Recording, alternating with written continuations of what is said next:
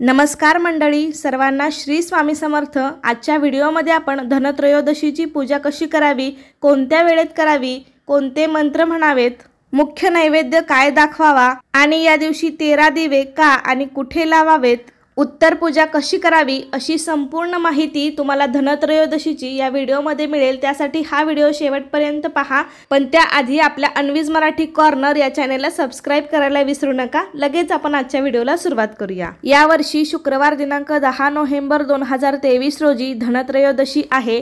याला बोली भाषेत धनतेरस असं देखील म्हटलं जातं। दिवाळीचा दुसरा दिवस म्हणजे धनत्रयोदशी। धनत्रयोदशी म्हणजे अश्विन मासातील कृष्ण पक्षातील 13वी तिथी। म्हणूनच या दिवशी 13 या संख्येला खूप जास्त महत्त्व असतं। त्यासाठी या दिवशी धनत्रयोदशीची पूजा झाल्यानंतर 13 दिवे प्रज्वलित केले जातात। भगवान धन्वंतरी हे आरोग्याची देवता मानले गेले आहे। भगवान धन्वंतरीला देवांचे वैद्य म्हटले जाते, म्हणजे धन्वंतरी हे एक आयुर्वेदाची देवता आहे। धनत्रयोदशीच्या दिवशी भगवान धन्वंतरीची पूजा करणं अत्यंत शुभ मानलं जातं। आपल्याला चांगले निरोगी आरोग्य मिळावे तसेच लक्ष्मी प्राप्ती व्हावी यासाठी धन्वंतरीचं पूजन या दिवशी केलं जातं। या धनतेरसच्या दिवशी आरोग्याची देवता धन्वंतरी, धन व संपत्तीचा स्वामी कुबेर तसेच ऐश्वर्य, सुख आणि समृद्धीची देवता लक्ष्मी यांचे पूजन केले जाते।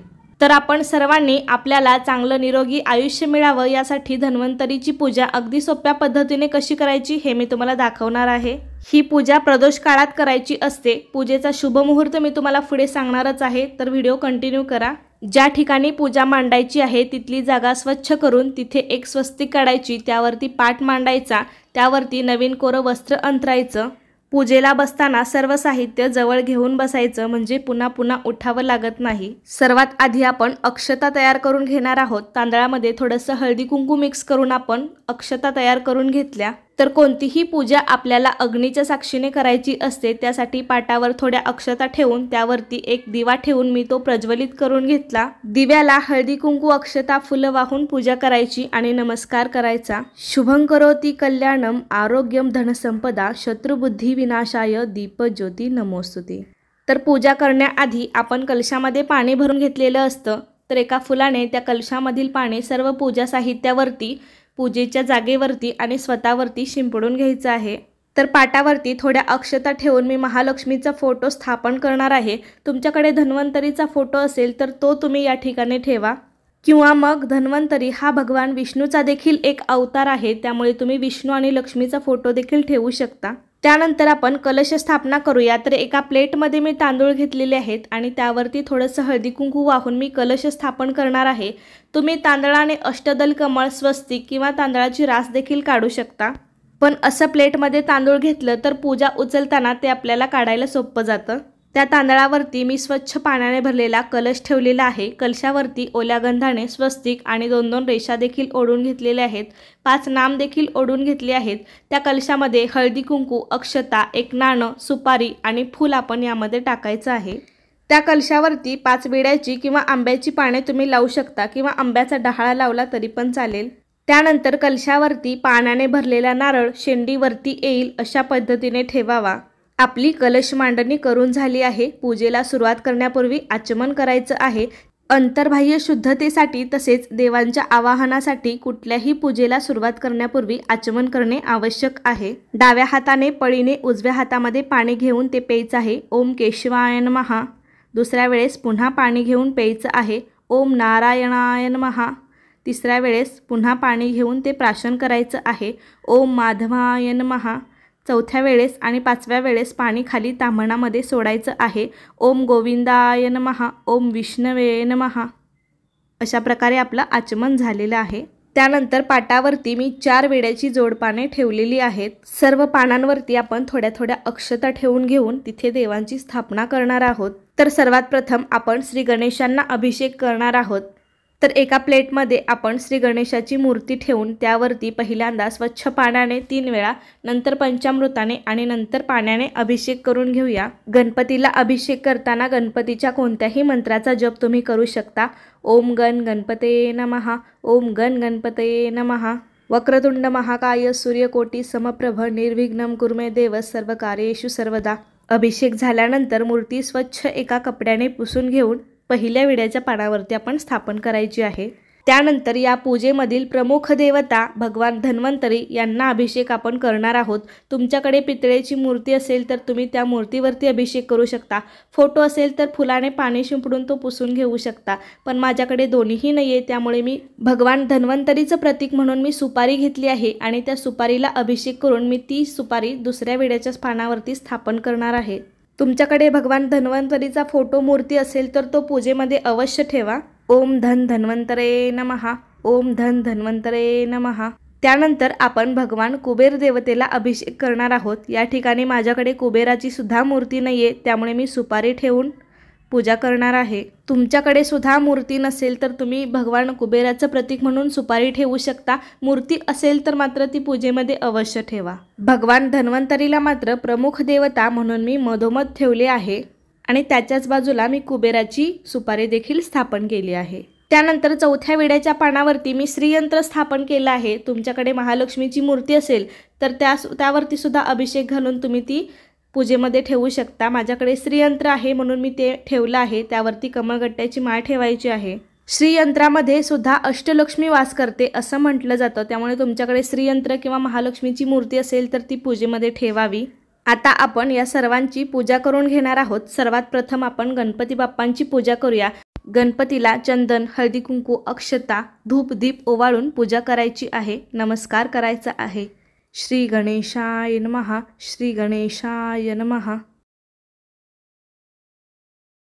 त्यानंतर आपण भगवान धन्वंतरीला देखील गंधाक्षता फुले वाहून त्यांची देखील पूजा करायची आहे। तर ही धनत्रयोदशीची पूजा प्रदोष काळात करायची असते।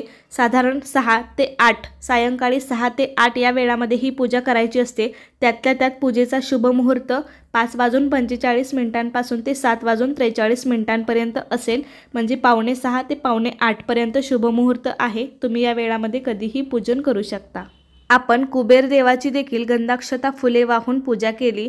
त्याचबरोबर श्रीयंत्रावरती सुद्धा आपण हळदी कुंकू, अक्षता, फुले वाहून औक्षण करून घ्यायचं आहे। सर्व देवांना आपण कापसाचे वस्त्र घालून घेऊया। त्यानंतर आपण कलश पूजन देखील करून घेणार आहोत। कलशाला देखील गंधाक्षता फुले वाहून पूजा करायची आहे, औक्षण करायचं आहे। ओम कलश देवताभ्यो नमः, ओम कलश देवताभ्यो नमः। तसेच या दिवशी धन्वंतरी बरोबरच महालक्ष्मीची सुद्धा पूजा केली जाते। दिवाळीतील लक्ष्मी पूजनचा जरी वेगळा अमावास्येचा दिवस असला तरी सुद्धा समुद्र मंथनातून धन्वंतरी बरोबरच कुबेरासहित लक्ष्मी सुद्धा प्रकट झाली होती, म्हणून या दिवशी लक्ष्मीला तिचा भाऊ म्हटलं जातं आणि तिची पूजा केली जाते।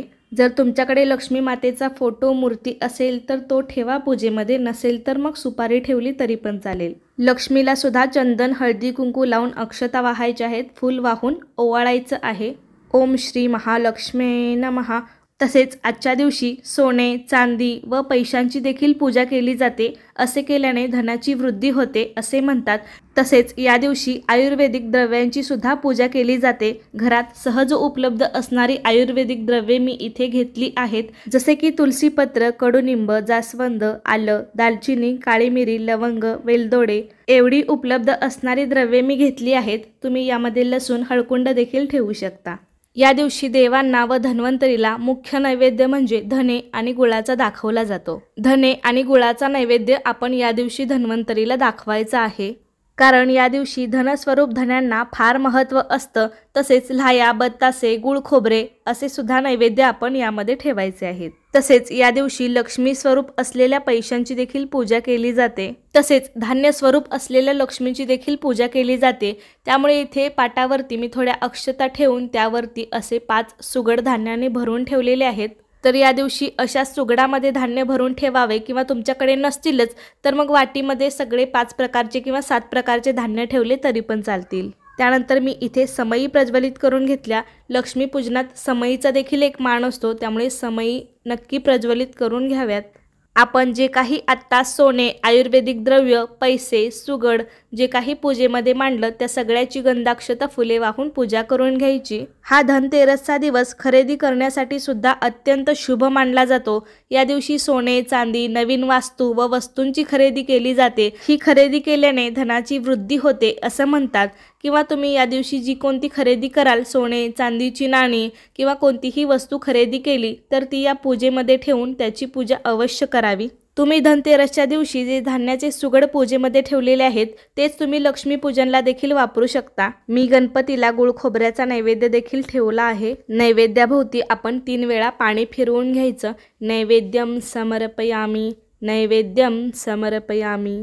नैवेद्यामध्ये तुम्ही गोड खीर, पांढरी मिठाई, फळांचा देखील नैवेद्य दाखवू शकता। तसेच आपल्या घरामध्ये जो काही दिवाळीचा फराळ बनला असेल त्याचा देखील नैवेद्य आपण दाखवावा। सर्व पूजा झाल्यावरती आपल्याला धूप दीप ओवाळून घ्यायचा आहे। सर्वात शेवटी आपल्याला गणपतीची, लक्ष्मीची, येत असेल तर धन्वंतरीची, नसेल तर विष्णूची आरती आपण म्हणायची आहे। आणि त्यानंतर मनोभावे नमस्कार करून चांगल्या आरोग्याच्या प्राप्तीसाठी आपल्याला एक मंत्र म्हणायचा आहे। अमृत कलशहस्ताय, सर्व भय विनाशाय, सर्व रोग निवारणाय, श्री धन्वंतरी स्वरूप, श्री श्री श्री औषधचक्र नारायणाय नमः, ओम धन्वंतरये नमः। हा मंत्र अगदी सोपा आहे। मी स्क्रीनवरती दिलेला आहे। तुम्हाला येतच नसेल तर धन्वंतरी हे एक विष्णूचा अवतार देखील आहे, त्यामुळे तुम्ही विष्णूचा ओम नमो भगवते वासुदेवाय नमः हा मंत्र देखील म्हणू शकता। या दिवशी 13 या संख्येला खूप जास्त महत्त्व असतं, त्यामुळे या दिवशी मातीचे 13 दिवे प्रज्वलित करून पूजेजवळ ठेवले जातात। या दिवशी सायंकाळी यमदीप दान देखील केले जाते, त्यासाठी कणकेचा दिवा बनवला जातो। तर तो व्हिडिओ आपल्या चॅनेलवरती डिटेलमध्ये आहे, तो तुम्ही पाहू शकता। तर ही पूजा झाल्यावरती आपल्याला 13 दिवे प्रज्वलित करून त्यांची हळद कुंकू अक्षता फुलं वाहून पूजा करायची आहे। त्यानंतर या सर्व दिव्यांनी देवाला ओवाळून हे दिवे तुम्ही पूजेमध्ये ठेवू शकता किंवा यातील 2 दिवे देवाऱ्याच्या दोन्ही बाजूस, एक दिवा तुळशीजवळ, मुख्य दरवाजामध्ये दोन्ही बाजूस, तसेच उरलेले दिवे तुम्ही सजावटीसाठी म्हणजे उरलेले दिवे तुम्ही अंगणात, रांगोळीवरती सुद्धा ठेवू शकता। काही वेळी आपल्याला हे दिवे लावायला जागा कमी असते किंवा आपल्या घरामध्ये लहान मुले असतील तर पूजेजवळ आपल्याला हे दिवे जास्त वेळ ठेवणं शक्य नसतं, तर तुम्ही अंगणामध्ये रांगोळीवरती किंवा ह्या दिव्यांचं असं स्वस्तिक करून हे दिवे अंगणामध्ये ठेवू शकता। धनतेरसच्या दिवशी 13 दिवे लावल्याने घरातील दारिद्र्य आणि सर्व नकारात्मक ऊर्जा दूर होते असे म्हणतात। तर वसुबारसला आपण 12 दिवे लावतो, तर त्याचप्रमाणे धनतेरसला आपण 13 दिवे लावायचे असतात। ह्या पूजेची उत्तर पूजा दुसऱ्या दिवशी सकाळी स्नान झाल्यावरती करायची आहे। पूजेवरती हळद कुंकू वाहून उत्तर पूजा करावी। जी काही फुलं पानं असतील ती झाडांच्या मुळाशी किंवा निर्माल्यामध्ये टाकावी। तांदूळ पक्ष्यांना खाऊ घालू शकता किंवा प्रसाद स्वरूपात त्याचं काहीतरी गोड बनवून खाऊ शकता। कलशातलं पाणी आपण झाडाला घालायचं आहे आणि नारळ तो तुम्ही लक्ष्मी पूजनला देखील वापरू शकता। जे काही आयुर्वेदिक द्रव्ये ठेवली असतील ती आपण पुन्हा मसाल्याच्या डब्यामध्ये टाकायची आहेत आणि जे काही धान्य ठेवले असतील ते सुद्धा आपण परत धान्याच्या डब्यामध्ये टाकायचं आहे। आणि आपण जो काही नैवेद्य ठेवला असेल, फळे, मिठाई, धणे, गुळ, हा सर्व आपण घरातल्याने प्रसाद स्वरूपात खायचा आहे। तर अशा प्रकारे आजच्या व्हिडिओमध्ये मी धनत्रयोदशीची संपूर्ण पूजा विधी तुम्हाला सोप्या पद्धतीने सांगितलेली आहे। कसा वाटला तुम्हाला आजचा व्हिडिओ मला नक्की सांगा। आवडला असेल तर लाईक, शेअर, सबस्क्राईब करायला विसरू नका। धन्यवाद।